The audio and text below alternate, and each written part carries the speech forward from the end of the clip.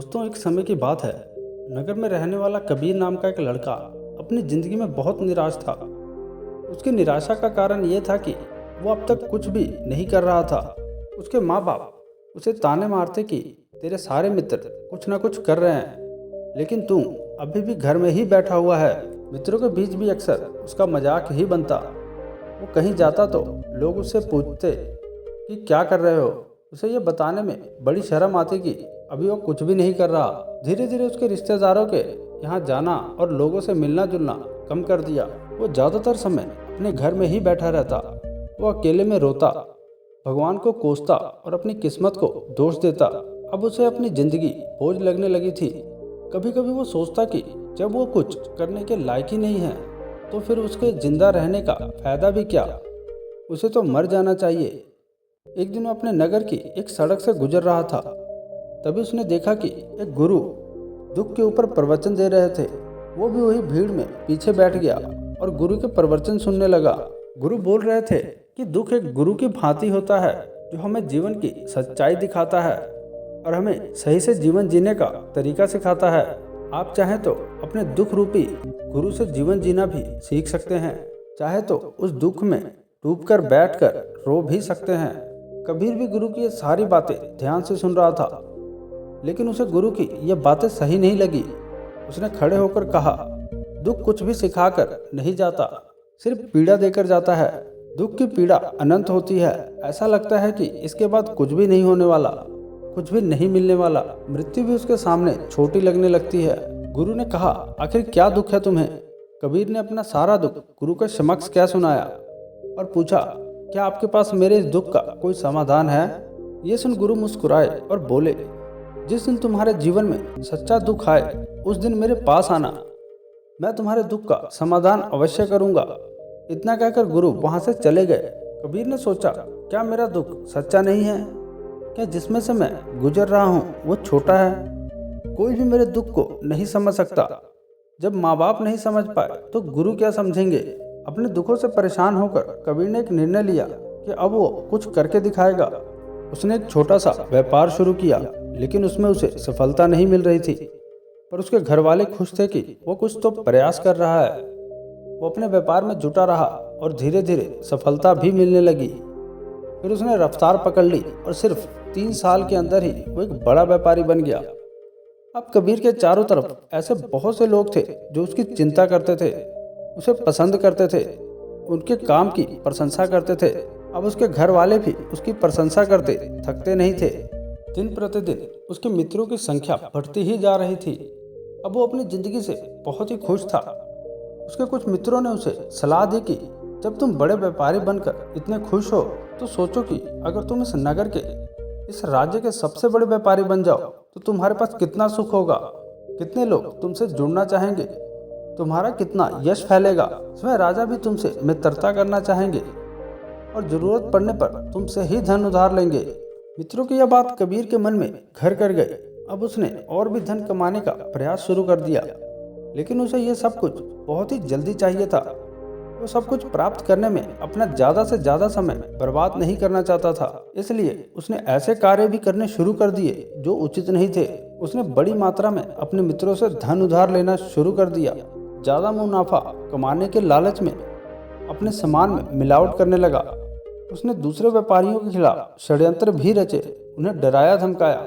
जैसा जैसा उसके मित्र उससे कहते गए वो करता गया। वो इन तरीकों से ज़्यादा धन तो कमा रहा था, लेकिन अब उसके जीवन में सुकून नहीं रह गया था। उसके मन की शांति गायब हो गई थी। उसे रातों में नींद नहीं आती थी। सुख साधन की सारी वस्तुएं होने के बाद भी उसे किसी में सुख नहीं मिल रहा था। एक दिन कबीर अपनी बग्गी से सवार होकर कहीं जा रहा था। तभी रास्ते में उसे गुरु का आश्रम दिखा। वो रुक गया। वो गुरु के पास जाकर बोला, गुरुदेव, आपने कहा था कि जब तुम्हारे जीवन में सच्चा दुख आए तब मेरे पास आना। अब मैं बहुत दुखी हूँ। मेरे रातों की नींद गायब हो गई है, मुझे कहीं सुकून नहीं मिल रहा। इस तरीके से कबीर ने अपनी सारी समस्या गुरु के सामने क्या सुनाई। गुरु ने कहा, जब तुम मुझसे पहली बार मिले थे तब भी तुम किसी दुख में थे। तुमने उस दुख से क्या सीखा। कबीर ने कहा, मैंने सीखा कि सिर्फ सोचने और चिंता करने से कुछ नहीं होता। अपनी सोच को सच करने के लिए कर्म करना पड़ता है, और सिर्फ कर्म करने से भी कुछ नहीं होता। अपने कर्म को अंतिम पड़ाव तक ले जाना भी आवश्यक होता है। चाहे रास्ते में कितनी मुश्किलें आए, मन कितना भी निराश हो, कितना ही लगे अब आगे कुछ नहीं होने वाला, तब भी ये मानकर चलो कि मैं जो भी कर रहा हूँ उसमें सफल अवश्य होऊंगा। लोग सिर्फ सफल व्यक्ति को ही सम्मान देते हैं, फिर चाहे कोई कितना ही अच्छा क्यों ना हो, वो लोगों की नज़रों में होता है। ये सब सुन गुरु मुस्कुराए और बोले, यह असली दुख नहीं है। जब तुम्हारे जीवन में असली दुख आए तब मेरे पास आना, मैं उसका समाधान अवश्य करूंगा। कबीर जाते समय गुरु को सोने के सिक्कों से भरा घड़ा भेंट किया। घड़ा देखकर गुरु ने कहा, ये मेरे किसी काम का नहीं, इसे उस पेड़ के नीचे गड्ढा खोदकर दफना दो। कबीर ने गुरु के कहे अनुसार घड़े को पेड़ के नीचे दफना दिया और कहा, और वहां से चला गया। कुछ दिनों तक व्यापार अच्छी तरक्की कर रहा था, लेकिन गलत व्यापार की वजह से वो धीरे धीरे उसे व्यापार में घाटा होने लगा। उसकी सारी धन संपदा धीरे धीरे खत्म होने लगी, और एक दिन ऐसा आया जब उसके पास कुछ भी नहीं बचा और वो कर्जे से लद चुका था। लेकिन वो निश्चित था, क्योंकि उसने सारा कर्ज अपने मित्रों से ही लिया था। मैं सोचता था कि उसके मित्र बुरे समय में उसका साथ देंगे, लेकिन ऐसा कुछ भी नहीं हुआ। बुरा समय आते ही मित्रों ने ही सबसे पहले अपना उधार मांगना शुरू किया, और उधार वापस ना करने पर जान से मारने की धमकी भी दी। उसके शुभचिंतक, उसे चाहने वाले सब दूर हो गए। उसके वो मित्र जो उसके साथ मौज मस्ती किया करते थे, अब उससे दूर भागने लगे। उसके परिवार वाले उसकी गलतियां और कमियां गिनाने लगे। उसकी सारी संपत्ति नीलाम हो गई और उसके पास कुछ भी नहीं बचा। उसने अपने माता पिता से सहायता मांगी तो पिता ने कहा, मेरे पास ये थोड़ी सी संपत्ति है, अगर मैं ये भी तुम्हें दे दूं तो तुम्हारी माँ को कहाँ रखूंगा। ये संपत्ति हमारी आखिरी सहारा है। कबीर के भीतर बहुत गहरा दुख था। उसके आसपास कोई भी ऐसा नहीं था जो उसके दुख को समझ सके, उसे संभाल सके। लोगों से मिले इस धोखे और विश्वासघात की वजह से वो अंदर तक टूट गया था। उसे लगने लगा, अब जीने का क्या मतलब, अब तो मृत्यु ही एकमात्र सहारा है। वो है आत्महत्या करना। वो एक नदी की तरफ जा रहा था, तभी उसे याद आया, गुरु ने कहा था, जब तुम्हारे जीवन में असली दुख आए तब मेरे पास आना। कबीर गुरु के पास गया और अपना सारा दुख सुनाया। वहीं आंखों में आंसू भरकर बोला, मेरे इस दुख का समाधान कीजिए गुरुदेव। गुरु ने कहा, जब तुम्हारे जीवन में असली दुख आए तब मेरे पास आना, मैं उसका समाधान अवश्य करूंगा। कबीर ने कहा, क्या अभी जो मेरे जीवन में घट रहा है वो दुख नहीं है? आखिर असली दुख होता क्या है? गुरुदेव ने कहा, सबसे पहले तुम ये बताओ कि तुमने अपने इन दुखों से क्या सीखा। कबीर ने कहा, मैंने सीखा कि जो लोग हमारी सफलता तरक्की की वजह से हमारे जीवन में आए हैं वो हमें धोखा अवश्य देंगे, क्योंकि वो बुरे समय में हमारे साथ खड़े नहीं होंगे। वो केवल अच्छे समय में हमारा फायदा उठाएंगे और बुरे समय में छोड़कर चले जाएंगे। भरोसा केवल उन्हीं लोगों पर करना चाहिए जो हमारे बुरे समय में, असफलता के समय में हमारे साथ खड़े रहें। लेकिन ऐसे लोग बहुत ही कम होते हैं, पर जिसके पास होते हैं उन्हें उनकी कदर करनी चाहिए, उनका अपमान नहीं करना चाहिए। मैंने ये भी सीखा कि कभी किसी के खिलाफ षड्यंत्र नहीं रखना चाहिए। ईमानदारी और धैर्य के साथ अपना काम करना चाहिए और कभी लालच नहीं करनी चाहिए। अपना सारा दुख और अनुभव बताने के बाद कबीर आंखों में आंसू भरकर गुरु के सामने बैठा रहा। थोड़ी देर बाद गुरु उठे और उस पेड़ के नीचे गड्ढा खोदकर वो घड़ा बाहर निकाला जो सोने के सिक्कों से भरा हुआ था, और उसे कबीर को दे दिया और कहा, जब तुम्हारे जीवन में असली दुख आए तब मेरे पास आना। कबीर ने गुरु को धन्यवाद दिया और उन्हें प्रणाम करके वहां से चला गया। उसने उस धन से एक छोटा सा व्यापार शुरू किया। अब वो एक छोटा व्यापारी बनकर भी खुश था। उसने पूरी लगन और ईमानदारी से व्यापार किया। देखते ही देखते वो अपने नगर का फिर एक बड़ा व्यापारी बन गया। उसका जीवन खुशियाँ और सुविधाओं से भर गया। लेकिन कोई कितना भी अच्छा हो, कितना भी अच्छा काम करे, दान पुण्य करे, लोगों की मदद करे, लेकिन जीवन में दुख तो आता ही है। तो कबीर के जीवन में भी दुख आया। उसके माता पिता की मृत्यु के रूप में वो दोनों एक ही दिन मृत्यु को प्राप्त हो गए। कबीर अपने माता पिता से बहुत प्रेम करता था, इसलिए उसे उनकी मृत्यु से बहुत गहरा आघात पहुंचा। उन दोनों के पार्थिव शरीर को शमशान घाट ले गया, जहां उनकी अंतिम क्रिया की गई। वहां उसने अपने माता पिता के शरीर को जलते हुए देखा तो उसका मन बेचैन हो गया। उसके अंदर बहुत से प्रश्न उठने लगे। घर वापस आया तो उसने अपने माता पिता के घर और संपत्ति को देखा, जिसके लिए उसके पिता हमेशा लड़ते रहते थे। आज वो लवारिस पड़ी है। आज उसकी देख रेख करने वाला, उसके लिए लड़ने वाला इस दुनिया से चला गया। उसके पिता ने जो भी कमाया था, जो भी बनाया था, वो सब यहीं रह गया था। एक दिन पहले तक किसी से भी अपनी संपत्ति के लिए लड़ जाने वाले उसके पिताजी आज खुद इस दुनिया से अलविदा हो गए थे। उसका मन इसी तरह से अनेक विचारों के भंवर में फंसा हुआ था। उसे अंदर से अकेलापन और डर महसूस हो रहा था। उसे कुछ खालीपन सा महसूस हो रहा था। उसे लग रहा था कुछ तो है जिससे वो समझ नहीं पा रहा। इसलिए वो गुरु के पास गया। उसे देखते हुए गुरु ने कहा, क्या जीवन में कोई दुख है? कबीर ने कहा, वैसे तो जीवन में कोई दुख नहीं है गुरुदेव, सब कुछ सुख शांति है, सब अच्छा चल रहा है। लेकिन आज मेरे माता पिता की मृत्यु हो गई। इस घटना से मेरा मन बहुत दुखी और बेचैन है। गुरु ने कहा, इसमें दुखी होने वाली कौन सी बात है? एक दिन तो सभी के प्रियजनों को मरना ही है। हमेशा जीवित ना तो कोई रहा है और ना ही कोई रहेगा। एक दिन तो तुम्हें भी मरना है।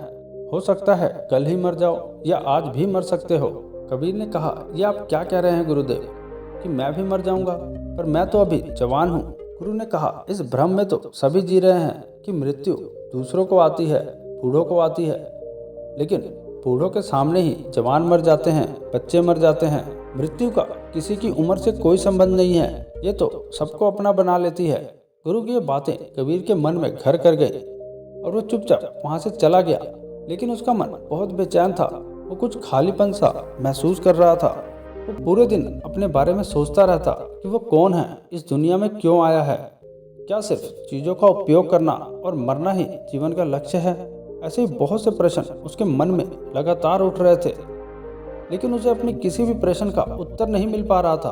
उसका दुख दिन प्रतिदिन बढ़ता ही जा रहा था। इसलिए कुछ दिनों बाद फिर वो गुरु के पास पहुंचा और बोला, गुरुदेव, मैं बहुत दुखी हूँ क्योंकि मैं ये नहीं जान पा रहा हूँ कि मैं कौन हूँ और उस दुनिया में क्यों आया हूँ। ये सुन गुरु मुस्कुराए और बोले, आज पहली बार तुम्हारे जीवन में सच्चा दुख पैदा हुआ है। वास्तव में यही है जो दुख कहलाने के लायक है। हमें पता नहीं है कि हम कौन हैं, क्यों आए हैं और क्या करना है और कैसे करना है। कबीर ने कहा, गुरुदेव, मेरे इस दुख का समाधान कीजिए। गुरु ने कहा, हम सभी इंसान जीवन भर इकट्ठा करते रहते हैं। हम सभी इंसान जीवन भर धन, संपत्ति, मान सम्मान, परिवार, मित्र, शत्रु, पद, प्रतिष्ठा इत्यादि इकट्ठा करते रहते हैं। गुरु ने कहा, क्या इन इकट्ठा की हुई सभी चीजों में से एक भी चीज को अपने साथ ले जा सकते हो? कबीर ने कहा, नहीं गुरुदेव, इनमें से कुछ भी साथ नहीं जाता। मेरे माता पिता के साथ भी कुछ नहीं गया, सब यहीं छूट गया। घर परिवार, संपत्ति, सब कुछ। तो गुरु ने कहा, अब मेरी बातों को ध्यान से सुनना। इस दुनिया में हमें जो इकट्ठा करना चाहिए वो तो हम कभी इकट्ठा करते ही नहीं। चीज़ें हमारे सामने ही होती हैं, लेकिन हम उन्हें देखने का प्रयास नहीं करते। इस दुनिया में हमें जिस चीज़ को इकट्ठा करना है वो हम खुद हैं। हमें खुद को इकट्ठा करना है ताकि जब मृत्यु हो तो हम एक हो सकें और स्वयं को पहचान सकें। हम भीतर से बटे हुए हैं। हम बटे हुए हैं प्रेम में, नफरत में, क्रोध में, जलन में, क्रूरता में, धन में, संपत्ति में, पद प्रतिष्ठा में, मान सम्मान में, पहचान में, धर्म में, जाति में। ऐसे ही सैकड़ों हजारों चीज़ों वास्तव में बटे हुए हैं। हम टुकड़ों में जीवन जी रहे हैं। इस बंटवारे की वजह से हमारी चेतना कभी एक नहीं हो पाती। हमारी चेतना शक्ति बिखर गई है। इसलिए हमारे पास इतना भी समय नहीं है, इतनी भी ऊर्जा नहीं है कि हम मुड़कर एक बार अपने भीतर देख सकें।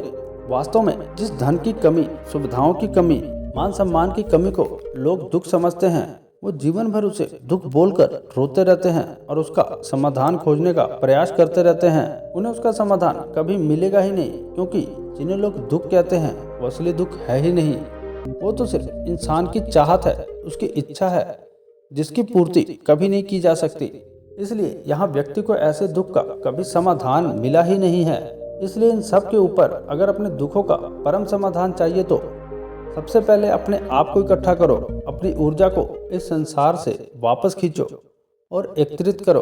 अपने ऊपर ध्यान दो, खुद पर ध्यान लगाओ। मृत्यु से पहले अपने आप को पहचान लो। ऐसे ही बिखरे हुए मत चलो। कबीर ने कहा, तो क्या गुरुदेव, हमें ये संसार छोड़ देना चाहिए? अपनी सभी इच्छाओं को मार देना चाहिए? किसी से प्रेम नहीं करना चाहिए, धन संपत्ति इकट्ठा नहीं करनी चाहिए, मान सम्मान की आशा छोड़ देनी चाहिए। गुरु ने कहा, एक बिखरे हुए मनुष्य के अंदर से कामनाएं, इच्छाएं और वासनाएं ऐसे ही निकलती हैं जैसे पहाड़ से कोई पत्थर गिर रहा हो, जिस पर पहाड़ का कोई नियंत्रण नहीं है सिवाय देखने, परेशान होने और कुछ खोने के। इसी प्रकार एक बिखरे हुए मनुष्य की इच्छाएं अनियंत्रित और दुखदायी होती हैं। उसका अनियंत्रित मन कुछ भी इच्छाएं और कल्पनाएं करता रहता है और दुखी होता रहता है। लेकिन जब व्यक्ति एकत्रित हो जाता है तो वह जो भी करता है सब उसके नियंत्रण में रहता है, तभी इच्छाएं भी उसकी इच्छा से निकलती हैं। कबीर ने कहा, गुरुदेव, आपने मेरे सच्चे दुख का समाधान कर दिया। आपका बहुत बहुत धन्यवाद। आज से मैं खुद को एकत्रित करने का प्रयास करूंगा। गुरु ने कहा, मानव शरीर में बहुत ऊर्जा है, बहुत शक्ति है, पर ये बेकार के कामों में रहकर रह गई है और ये बेकार के कामों में लगी रहती है। ये ऐसे ही है जैसे कि एक अत्यंत शक्तिशाली मशीन किसी बच्चे के हाथों में दे दी गई हो और वो बिना सोचे समझे, बिना किसी नियंत्रण और जानकारी के बस इसकी शक्ति को कहीं भी बर्बाद कर रहा हो। इसलिए अपनी चेतना शक्ति पर ध्यान दो और इसे एकत्रित करो। कबीर को अपने प्रश्न के उत्तर मिल चुके थे। उसने गुरु को धन्यवाद किया और चुपचाप वहां से चला गया। तो दोस्तों, उम्मीद करता हूँ कि आपको ये कहानी पसंद आई होगी। यदि आपको ये कहानी अच्छी लगी है तो हमारे इस वीडियो को लाइक करके हमारे इस चैनल को सब्सक्राइब जरूर करें, ताकि ऐसी और मोटिवेशनल वीडियो आपको मिलती रहे। धन्यवाद।